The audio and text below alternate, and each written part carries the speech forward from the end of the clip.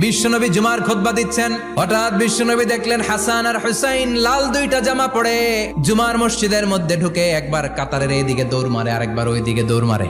বিশ্বনবী খুতবা থামিয়ে দিলেন, মিম্বার থেকে নেমে হাসান হুসাইনকে দুই হাতে টানতে টানতে মিম্বারের উপরে নিয়ে আসলেন যাতে মুসল্লিদের ডিস্টার্ব না হয়ে যায়। হাসানকে ডান হাতে ধরে হুসাইনকে বা হাতে ধরে বাকি খুতবাটা বিশ্বনবী তখন শেষ করলেন। আবার বিশ্বনবী জুমার খুতবা দিতে দাঁড়ালেন, এক সাহাবী এসে বসে বলল, বিশ্বনবী বললেন, কম দাঁড়াও, 2 রাকাত পড়ছো?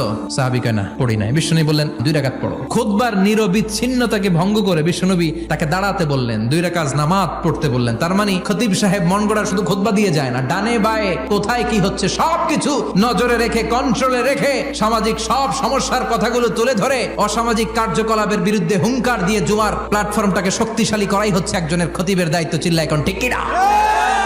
এ কাজই করেছেন বিশ্বনবী 500টা খুতবায়।